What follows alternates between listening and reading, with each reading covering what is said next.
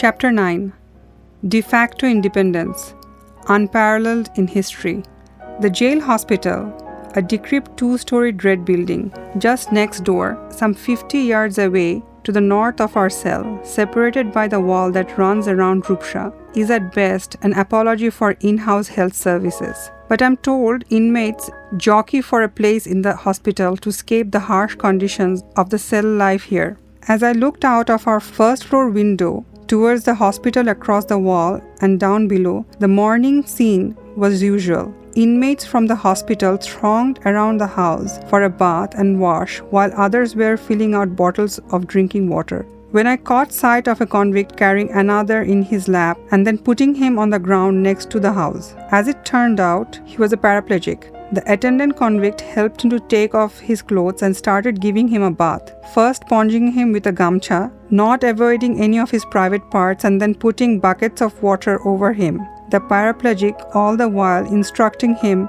as to what was to be done, and the attendants complying with unremitting care, a scene that could only be rivaled by the care of a mother. For a while, I felt sad seeing a paraplegic incarcerated, a callous state dispensing justice. But then I saw the brighter side of it. Who in freedom would take such loving care of him? There is no respite from the shadowy investigation. The Anti-Corruption Commission had sent a letter asking me a few questions. I had no intention of replying to their rubbish for two reasons. First, the accusation was under adjudication in court and were to be argued there. Second, I was under no obligation to answer their questions. But then came a message from my daughter Duli, through one of the visitors, asking me to send a reply, lest I further annoy them. Complying with her entreaty, I wrote a curt legislative reply affirming my innocence, but avoided pointing out the many lacunae in their imaginary allegations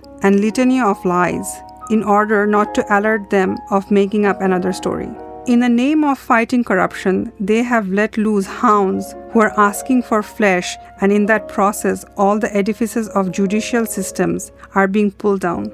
It's a sad that fight against corruption had been more corrupt than those being sought to charges of corruption. Right or wrong, witnesses are being intimidated into making false statements. Lawyers are being paid not to stand up for the defendants. And even worse, verdicts are being dictated. God alone knows how this Frankenstein will be tamed. I wanted to quote Hamlet. Something is rotten in the state of Denmark, at the end of my reply to the Anti-Corruption Commission, but then had God ordained against it, since no space was left in the small piece of paper. Jalil, my banker cousin, came over to see me in the office call. He looked sad at my plight, seeing me appearing at the jail gate from the domain of the outlawed, a scene he had never dreamt about me. Dazed and stunned, he didn't know what to converse with me on. By now, I knew the pains of the first-time visitors to see their loved ones let out from a wall stowaway for a short half an hour, in the presence of the jail authorities, overseen by shadowy supervisors, and then taken back into the darkness of incarceration, a stark reminder of one of many emotional costs and punishments being meted out, with more in store. I took the initiative by asking Jalil about his family, his job, about news back home in our village, Nateshwar, to make him feel at ease, as if we are meeting like any other day. All the while, he struggled to keep the conversation alive, and soon the time was up. Jalil was clearly relieved. As I was walking back to my cell, a jail guard came forward and picked up a conversation. Initially, I was reticent, but not knowing what his motives were. It turned out to be an innocent gesture. He gathered that I was married to the daughter of Kobi Joshimuddin, and reverentially mentioned that he had been to Kobi's grave at Ambikapur and recalled his famous poem, Kobor. He felt lost at how another son-in-law of the poet, Maudud Ahmed, was also in the same jail. In passing, he commented that Kobi was fortunate not to be alive to witness this misfortune. I nodded. I went past the crowd swarming the yard beside Jamuna, extending over to Meghna. Iron bars partitioning it into two halves. Prisoners were squatting in rows beside what was called the case table. The newcomers of the past nights were being counted, photographed, and dispatched to different cells. While this was going on, others had come out of the subterranean holes, as if from an animal farm opening its gates. They were savoring the freedom of open air and space. Some went over to the house to wash their clothes, if there was a spare set, took a bath, while others went to the barber's corner, a busy spot. On the Meghna half, it was aimless loitering, playing cards, holding hands, and conversing, some in prisoners' chains, some not. In a corner, an improvised game of cricket was being played, a bat of sorts, and so also the ball. In all, a crowd of over 1,000 spilled over an open space, finding ways of spending time, and even enjoying, hanging around till it would be lock-up time in the late afternoon, when they would be herded into lines of bodies like a packed set of hilsha fish. Known in jail parlance, an ilish file, life would get frozen in the catacombs, till would it was morning again. Entering through our cell gate, I noticed the crows, usually known for communal harmony, having a fight over the nests in the bell tree, scaring the chicks unaccustomed to such encounters. After the initial bickering, the fight was soon over. The animosity, unlike that of their human counterparts, was short-lived, and peace was restored without any mediation. A few even stood guard to ensure compliance with the unwritten accord. The jail authorities make exception to the rule on special occasion, Eid-e-Miladun-Nabi. The day Prophet Muhammad was born and passed away was one that I was not aware of. Surprise gifts came from my family at lunch, while tiffin carriers full of best of home, and yet another delivery in the afternoon from Mojammels for dinner. Maktub, even our Faltu Jahangir occasionally called out Maktub to welcome good omens. We all ate together, famished people, long bereft of food worth the name. For me, the taste of home for the first time since I came here, after 3 months. Jahangir surreptitiously arranged for the leftovers to be stored in the kitchen refrigerator. On the way to court on 23rd March, I looked out through the silver of opening along the roof of the prison van to catch glimpses of the familiar world denied to me. I was delighted to notice a lone kuruchi in full bloom with white flowers, somewhere in the Dhaka University Teachers' Quarter, and as we moved along in front of the National Museum, Purijat, an endangered traditional plant with blood-red flowers shaped like maple leaves. We went past Kalindi quarters, couple of months back in better times. We were here at Kamal's apartment to listen to Benu, an old friend, now settled in UK and on a visit to Dhaka, sing Nazrul songs, his first love for over 4 decades. All looked so distant now.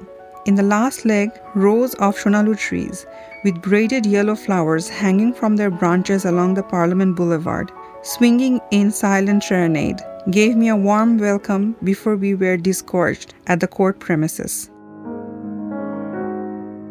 Duli was sitting in the courtroom with a rosary in her hand. She must have been praying for my case for the bail in the High Court that day. Sheikh Hasina did not turn up, causing an uproar in the courtroom, a row over her conflicting health reports. Not well, did not want to appear. The judge expressed surprise. Overtakes with irreversible finality. I must put on record my account of history. I forced myself to the small desk to write. Meherpur, nestled in the far northwest corner of East Pakistan, truncated out of Krishnanagar district in India. It bore the ignominious burden of being smallest subdivision, one of many perverse legacies of partitioning plan of India by Sir Cyril Ratcliffe. Having finished the job, a contrite Ratcliffe left India in a great hurry before August 14, 1947, lest he had to answer for the communal bloodbath that followed, a carnage he himself had anticipated. Meherpur subdivision and its eponymous headquarters were not even footnotes in the context of East Pakistan. The township, if one had to call it so, was defined by a lone paved road running north-south past my bungalow to the bazaar where it forked into two, one leading to Kushtia, some 40 miles inland, and the other to Chuadanga, 14 miles away. Nothing happened here, as if the few thousand denizens have dozed off into a long slumber. Occasional flurry of activities at the bus stop at the fork, passengers arriving or departing, lent some cause of noises which would soon die down. The lone footprints of modernity had manifested in the operation of a company called Milliners, who were drilling a few deep tubules for irrigations in the village nearby. A short driveway from the paved road through tall pine trees on the both sides, like centennials of yesteryears, led to my residence. Older than a century, a barrack of sorts, with few rooms opening up to a long wide veranda running through, looking out to the garden, lush green lawn with beds of seasoned flowers. Every morning, convicts with rigorous sentences for small crimes would come up in the group to mend the garden, serving their sentences. At first it looked bizarre, then I got used to it. Outside my residence wall, on the west, flowed the Bhairab River, forming the border between Meherpur and Karimganj in the West Bengal before entering East Pakistan. The fierce manifestation of Lord Shiva that the name conjured was lost in the marshy swamp, and it had turned into where villagers took their bath, washed their belongings, along with the livestock. At a distance, wild ducks hid behind the water hyacinths. Occasionally, on lazy afternoons, I tried my marksmanship with the 22-bore rifle on the wild birds, while they would merrily duck the shots and take a dip underneath the water, only to pop up seconds later. Adjacent to my residence was my court-cum office, next to the treasury, and at the end, the sub-jail, where the convicts came from to work in my garden. As an exception, the SDO of Meherpur was also in charge of treasury, which served, as it were, as a branch of central bank. It was custodian of cash, which was counted in full each year and randomly each month. The lone generator provided electricity intermittently in parts of the town. Meherpur, however, could boast on carrying the burden of some of the legacies which were dying elsewhere. The pankha was one, a piece of mat made of rattan tied to a wood plank that hung from the ceiling. Pankha worked as a big fan pulled by a long rope by seasonal employees called pankha pullers, who, sitting on a stool, would occasionally doze off out of sheer monotony or fatigue, and the air would stop circulating. At times, coarse cotton cloth in red color, popularly known as shalu, was stitched along the border of the mat, as if to give the pankha respectability. Another scientific legacy was the telephone. One had to wind the lever of the side of the set and ask for the exchange, who would then pick up, get from you the number you wanted, and keep you waiting till he tried connecting the person on the line. A successful call would end up with the operator telling you, "Sir, please speak." But then an SDO wielded a lot of formal and informal authority. He was a chief magistrate, head revenue collector, coordinator of all developmental activities in the subdivision, as well as a patron of sports, culture, art, and other socio-cultural activities. The institution of SDO, the subdivisional magistrate of some parts of Pakistan, was the anchor of the Pakistan field bureaucracy that ruled the country from Khyber to Karachi in West Pakistan and the Teknaf to Tetulia in East Pakistan. The CSPs, whose careers effectively started as SDOs, were promised the highest office in Pakistan in exchange of unflinching loyalty. They maintained their selective network all across Pakistan in an esprit de corps that imbibed at the training academy in Lahore. A mere mention of the three letters and all doors would open. The young CSPs were the most eligible bachelors in the country. My life in Meherpur started in a slow motion. I would hold the court and do some essential tasks in the office in the morning hours. Afternoon duties, when required, were done in the confidential office at the residence. Reading books, strolling in the garden, and listening to the radio were my pastimes. Occasionally, I attended cultural functions, sports, and such events as the chief guest, and tried keeping my image by delivering speeches that suited my office. We were also supposed to be the civil leaders of the community, role models for the younger population that included fashion and etiquette too. But all these were not good enough to fill my time. I searched for other avenues. Meherpur was a highland, flood-free, compared to the other places of this deltaic plain. Historical relics had better chances to survive here as opposed to southern region often gone underwater.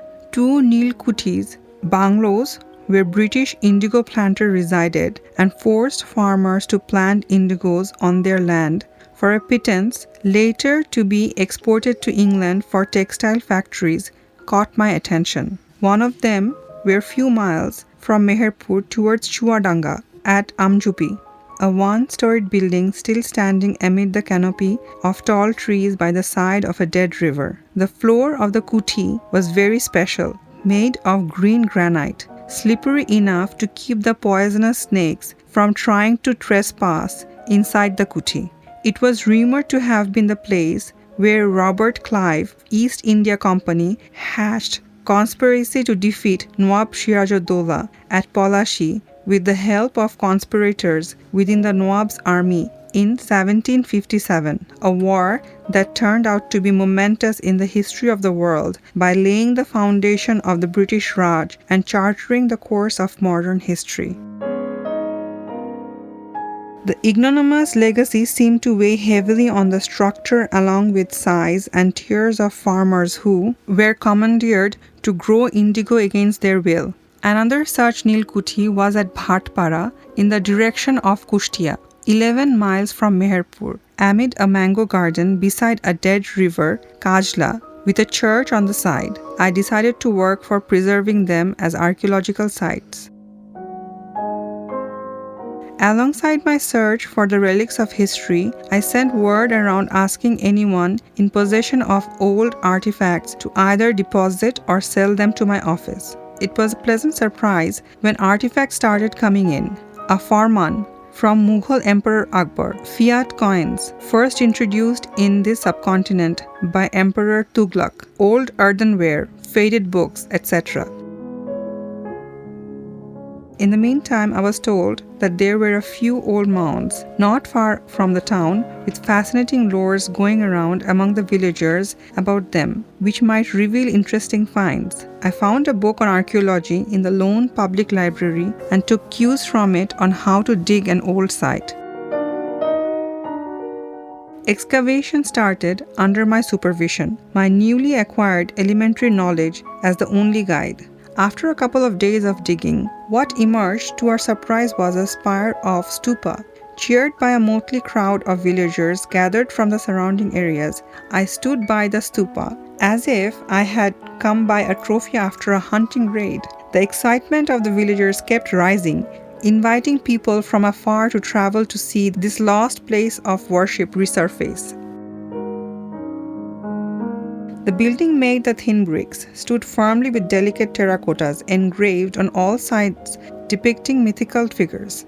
I wasn't sure who the worshippers had been when this was a functioning place of worship or why it had been abandoned. At one stage, the excavation revealed the floor of the stupa and its hollow sound gave rise to a lot of curiosity. An abandoned secret tunnel to the river was found, which might have served as a escape route for the priests with valuables if there were invaders. This fact raised the bar of excitement, with the possibility of a discovery of treasures. Protecting the site from the thieves and vandals became my next worry. In order to avoid damage of the fragile discovery, I imposed Section 144 of CRPC for using my magistral authority, debarring people from assembling close to the excavation site. Fencing was put around other mounds to keep people away, but it was such a remote place that protecting the discovery became a well-nigh impossible with people innocently chipping away at the artifacts. I got in touch with the museum authority in Dhaka, sending a few artifacts for carbon dating. A handful of journalists came over from the capital to make stories, took pictures, and my interview. The carbon dating estimated the stupa could be from 11th century AD. Meherpur seemed to have shrugged off recent ignominies and found a new identity to be reckoned with. But then the gathering political storm turned everything upside down. My life and job too. This time around, in March 1971, East Pakistan, already christened as Bangladesh, was about to undo some of the aberration of history, and Meherpur was not going to be a mere witness to this epochal story. Pakistan was an absurd political construct of stitching together a country whose two disparate parts, West and East Pakistan, euphemistically called wings to convey oneness, were not 1,000 miles apart but linguistically, culturally, and ethnically even further removed. While so many independent countries with Muslim majority populations existed, many of them geographically contiguous, representing variety of ethnicities, Pakistan was a British contrarian solution born out of political horse trading, of exiting India. Against the deceit, intimidation and repression of Pakistani regime that stretched over the following nearly 3 decades, Bangabandhu Sheikh Mujibur Rahman was tactfully preparing East Pakistan for independence. First through the route of non-violent, non-cooperation movement failing, which with an armed struggle. March 7, 1971 was a tipping point. I was there at the racecourse among the sea of humanity in the spring afternoon, listening intently to the speech of Bangabandhu, essentially declaring the independence through a non-violent, non-cooperation movement and asking the nation to get ready to defend itself. Although a civil servant of the central government and trained as the standard bearer of Pakistan, I walked away, silently taking a vow to fight for liberation. News of Pak army fanning out across Bangladesh was an ominous sign. Sporadic encounters of the soldiers with civilians, some of the latter being gunned down by the army, lent more credence to the belief that Pak regime was hell-bent on calming us down. Given our practiced aloofness from the public, I had to make cautious move to get to know the situation in the town. Also, I had to achieve some degree of trust to get across the divide between the government I represented and the public at large. I invited 2 elected members of parliament, Mr. Nurul Haq and Mr. Shahiuddin, to tea at my bungalow. Besides meeting on them on occasions, this was my first encounter of significance with them. Both of them, much older than me, appeared very decent and humble persons, which impressed me against the image of much maligned politicians. After pleasantries, I broached the subject of political situation in Meherpur. Before answering me, they tried to assess my position, as all politicians do under such circumstances. "What do you think the government is going to do?" one of them asked me instead. I told them about the years of debate within the elite bureaucracy about the rights that have been denied to East Pakistan, how the political developments over the years and current upheavals had taken hold of all Pakistanis, public servants included. They were quite surprised to learn that I had attended the political meeting on the 7th March at the Ramna Racecourse, where Bangabandhu effectively declared the independence of East Pakistan and called upon all to get ready for the armed struggle. Mr. Nurul Haq could not hold back his surprise and wondered, "Being an SDO, how did you dare attend a political meeting which could even have been bombed by Pakistan Air Force?" That's how they looked at such rallies, and this one was the tipping moment. If seen by authorities, you could easily have lost your job and landed in jail. Without further ado, I laid my cards. Although I am a CSP officer, trusted lieutenant of the central government, it is a different time now. I paused to calm my nerves and added, "This is a call for liberating the country, long held under the clutches of tyranny, and getting ready for an armed struggle that lies ahead. In this journey, I am with you all." Startled, the 2 politicians looked at me in disbelief, coupled with reassurance and happiness. Both of them shook hands with me as if we had met for the first time. A new bond was cemented.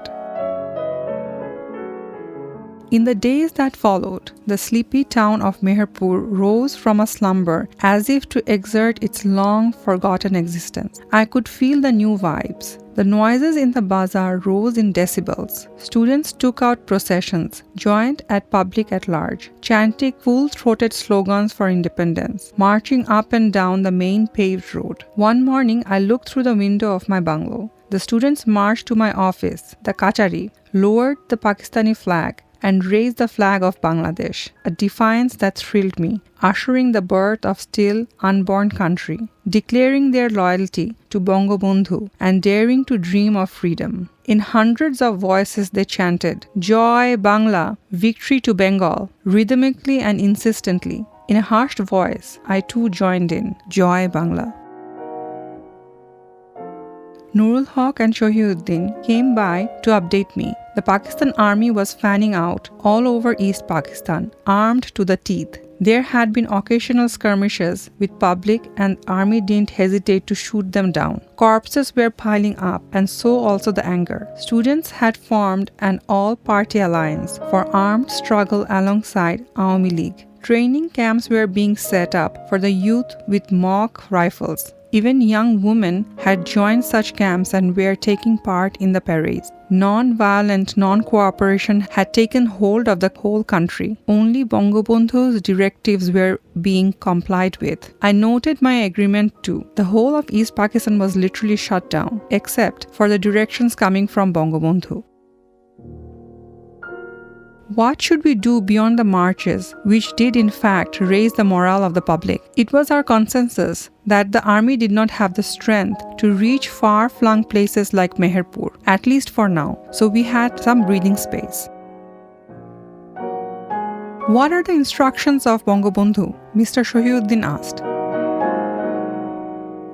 There are quite a few, I replied and added. He directed us to do the following. Make each of your houses a fortress. My understanding is that we should resist or at least deny the army of whatever they need from us. This should be read with another. We shall starve them and drown them in our waters. Since the army is likely to spread throughout the country, they would need to support themselves with supply of rations locally. We should plan to deny them of the access. Also, we should use our terrain to build our defenses. Rivers, canals, and marshy swaths would weaken the spirit of an army from West Pakistan, used to dry topography. There were stories that people of West Pakistan were drowned in waist-deep water out of sheer fear. And last, but not the least, face the army with whatever means you have. You inspired the public on the first two counts and I have some suggestion on the last. I paused.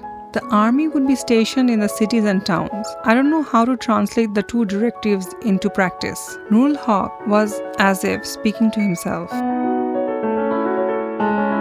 I heard him and commented, "This struggle may not be over soon, Mr. Haq. Some of these directives would be more meaningful then, in case of a guerrilla war." The two politicians were a bit lost, hearing of a long-stretched struggle, guerrilla warfare. I have some idea of mobilizing whatever resources we have, I continued. We had a paramilitary auxiliary force named Ansar Mujahid on call to assist the preservation of internal security and law enforcement in the country. They had been formed out of remnant of the Indian Home Guard who were from East Bengal during the partition of India. The emphasis was on recruiting from the border areas where they were deployed to interdict smuggling and cross-border movements. SDO had the authority to call for their embodiment and deployment, who also kept their arms and ammunition in his custody. Barely trained for any armed conflict, these were the only men I could count and call upon to stand up for the country. I have decided to go ahead with embodiment of 100 Ansar Mujahids with training camps in Meherpur. I shall pool my resources to meet their expenses. You can work with them secretly and convince them to join any armed struggle that we may encounter. I'm sure this will be easy since the whole nation is mobilized psychologically for such a challenge. I paused to get their reactions.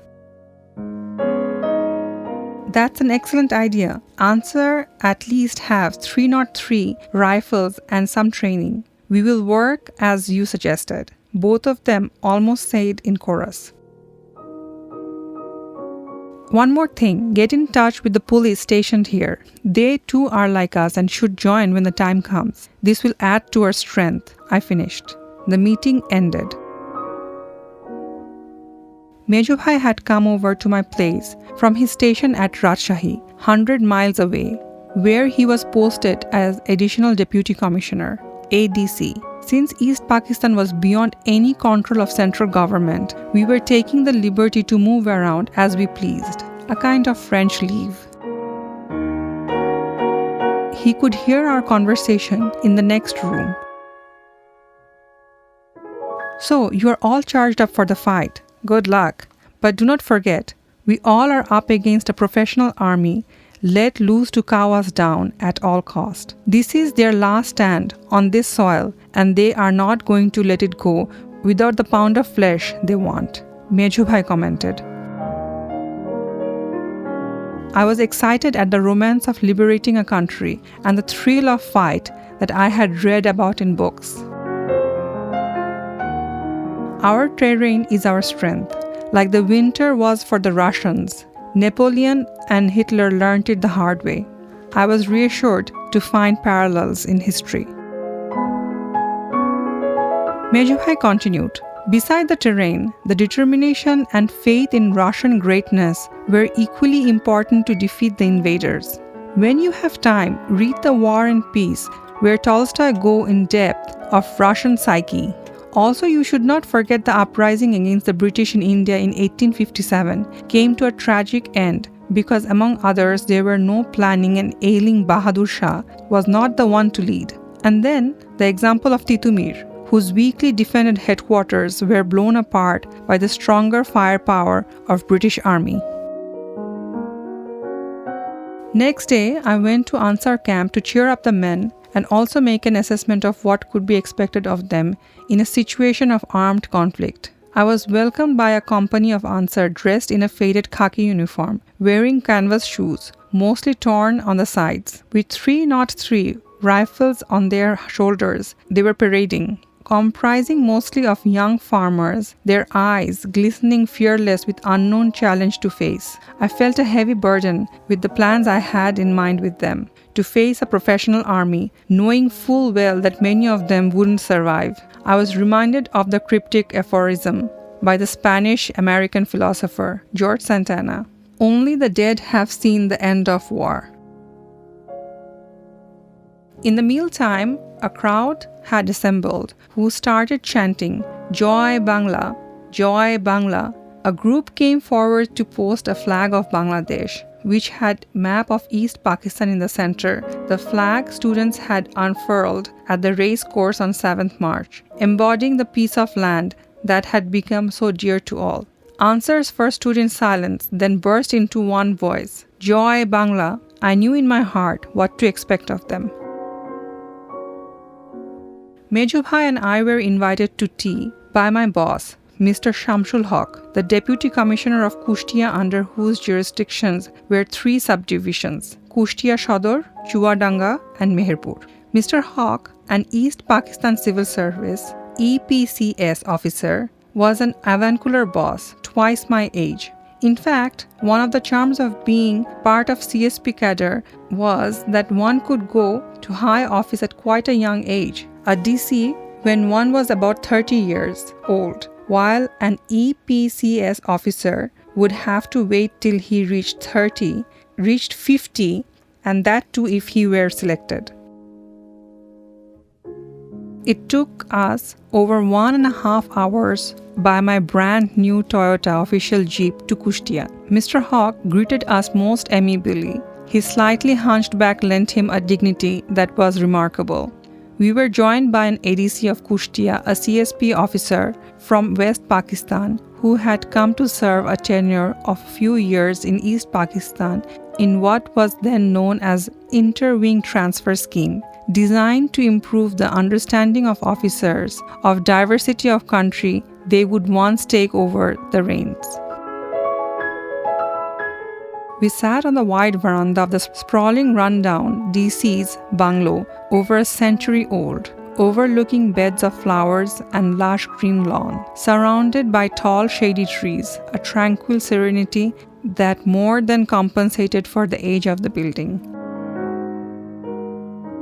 Shingara, samosa, cream crackers, cheese, and special sweets of Kushtia were served. The occasion was to greet my brother who had come from a neighboring district. We 2 brothers as CSPs were exceptions. Only a few in East Pakistan and a handful in all Pakistan, had this unique privilege and recognition. That was one more reason to be welcomed by Mr. Haq.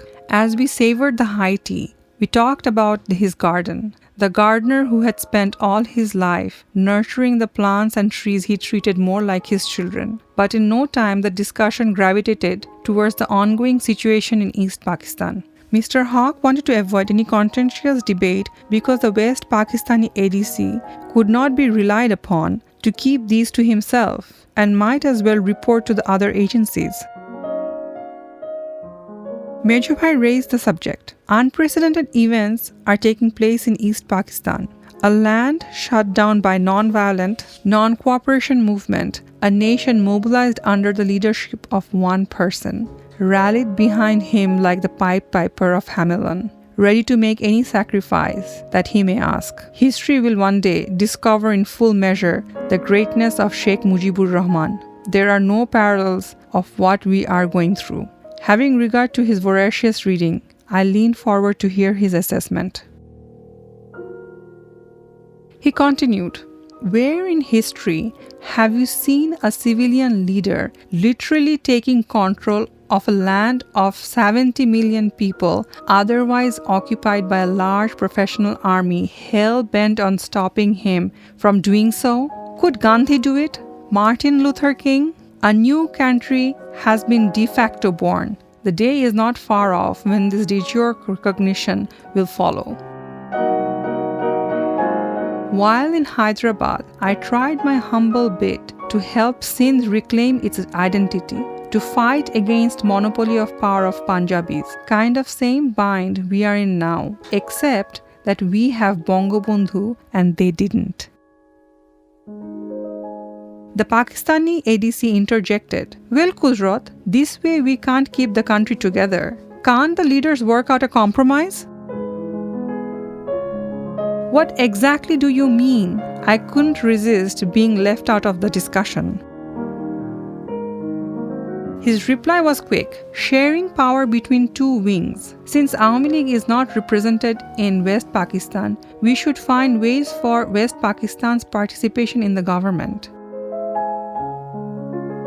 I didn't let him proceed further and said, "There has been an election. The Awami League has won the majority in the country. The next step is to hand over power to the leader of the majority party, Sheikh Mujibur Rahman. Who knows, he may decide to form a national government, but it cannot be imposed as a condition by outsiders."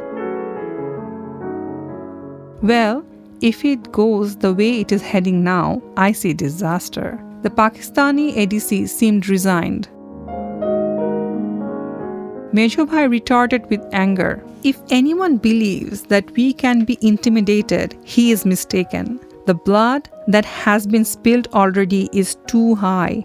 If Pakistan Army believes that guns can silence us, it's a different story this time. But let me caution you, the hands smeared with the blood of innocent here will haunt West Pakistan for a long time, asking for the same and taking it down the abyss of Dante's Inferno." Mr. Haq, the senior among us, intervened to stop this agitated discussion, and that too with an officer from West Pakistan and son of a general. The risks were too high. Let us stop the political discussions and pray it's not a spring of our discontent. Isn't it a beautiful afternoon? Gone are my predecessors of British Raj who walked this land with arrogance and impunity in this decrepit bungalow, and here I am, humbled by the present. Mr. Haq paused and then added philosophically, "Let's savor the present, for who knows what the future holds for us." The evening party ended and we headed for Meherpur. Next morning, Major Bhai was leaving for Rajshahi. Over breakfast, he commented, "I wish you all the best, Sadi." That's my nickname. "Remember, we are up against an enemy armed to the teeth, no holes barred. Yes, our terrain and our determinations are our greatest assets, but we all should have a plan B. We are just fine, but that may not be good enough in the first round. I see refuge in India on the cards." I wanted to know more about Major Bhai's plan and asked, "What are you planning in Rajshahi?"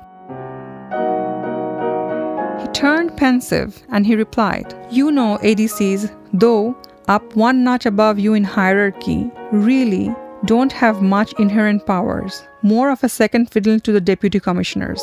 I have no answers to commandeer, no rifles to distribute, no treasury under my custody, and more importantly, there is an army garrison in Rajshahi, looking over our shoulders and ready to pull the trigger when asked." He looked lost in thoughts and then added, "Let's see what we can pull through."